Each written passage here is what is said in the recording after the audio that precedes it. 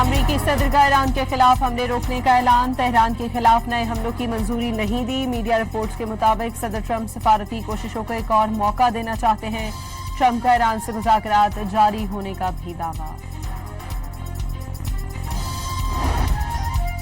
تازیان انقلاب کا اسلام آباد مفاہمتی یادداشت کی خلاف ورزی کے بعد سے حملوں میں 200 سے زائد امریکی فوجی ہلاک، 11 جنگی طیارے اور ہیلی کاپٹرز تباہ کرنے کا دعویٰ۔ تازیان انقلاب کے ترجمان نے امریکی ہلاکتوں سے متعلق واشنگٹن کے اعداد و شمار کو سراسر جھوٹ قرار دیا۔ کہا کہ ایرانی حملوں میں خطے میں امریکہ کے 8 فوجی مراکز کو نشانہ بنایا گیا، ایک مقام پر 20 حفاظتی شیلٹرز بھی تباہ کر دیے گئے۔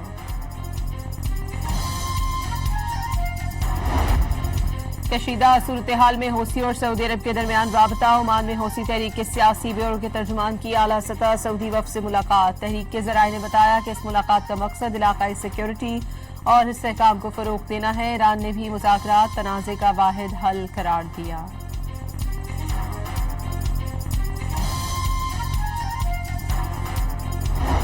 وزیر خارجہ اسحاق ڈار اور سعودی ہم منصب فیصل بن فرحان کے درمیان ٹیلی فونک رابطہ، خطے کی تازہ ترین صورتحال پر تبادلہ خیال، امن، استحکام اور مثبت پیش رفت کے لیے سفارتی کوششوں کا تسلسل ناگزیر قرار، تعمیری روابط، امن اور علاقائی استحکام کے فروغ کے لیے مشترکہ عزم کا بھی اعادہ۔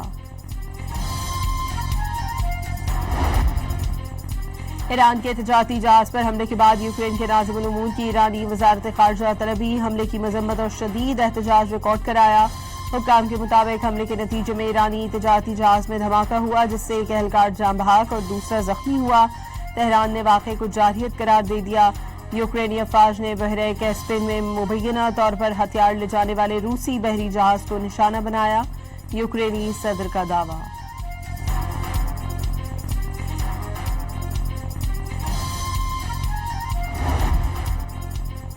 پاکستان کے دورے پر آئے امریکی کانگریس کے ارکان کی مشرق وسطی میں کشیدگی میں کمی کے لیے پاکستان کے مثبت کردار کی تعریف۔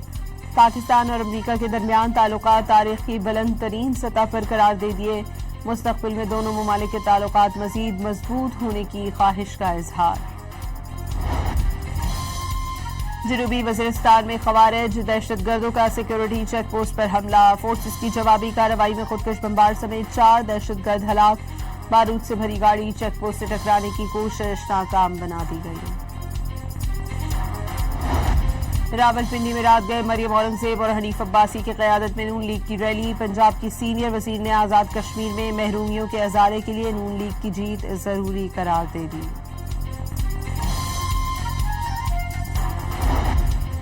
لاہور میں پاکستان پیپلز پارٹی کا گورنر ہاؤس میں ورکرز کنونشن، کشمیر کے کونے کونے سے پیپلز پارٹی کی آواز بلند ہو رہی ہے۔ 12 سیٹیں جیب میں رکھنے والوں کو معلوم ہونا چاہیے کہ جیب میں سوراخ ہو گیا ہے، راجہ پرویز اشرف کا کارکنوں سے خطاب۔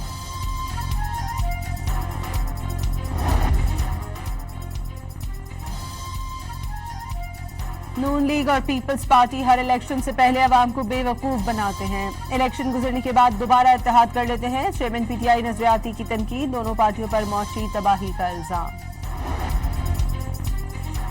آزاد کشمیر میرپور ڈویژن کے 3 اضلاع کے 13 حلقوں میں انتخابی مہم کا وقت ختم، پولنگ اسٹیشنز کو انتخابی سامان کی ترسیل آج ہوگی۔ آزاد کشمیر قانون ساز اسمبلی کے پہلے مرحلے میں میرپور ڈویژن کے 3 اضلاع میرپور، کوٹی اور بھمبر کے 13 حلقوں میں پولنگ کل ہوگی۔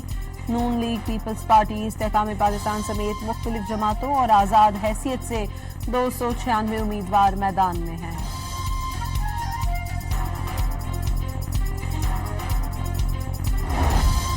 بھارت میں کاکروچ جنتا پارٹی کا احتجاج کامیاب، وزیر تعلیم دھرمیندر پردھان مستعفی، طلبہ اور نوجوان 36 روز سے امتحانی نظام میں بے ضابطگیوں اور پیپر لیک کے خلاف احتجاج کر رہے تھے۔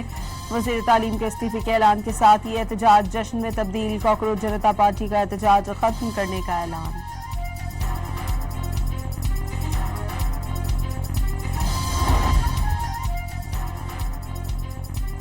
کراچی کے مختلف علاقوں میں دوسرے روز بھی تیز ہواؤں کے ساتھ کہیں ہلکی تو کہیں تیز بارش۔ سرجانی، گلشن حدید اور اسکیم 35 میں تیز بارش، گلشن معمار، عزیز آباد اور حسن اسکوائر سمیت اطراف کے علاقوں میں ہلکی بارش۔ اور پہلے ٹیسٹ میچ کے پہلے روز ویسٹ انڈیز نے پاکستان کے خلاف 3 وکٹوں کے نقصان پر 194 رنز بنا لیے۔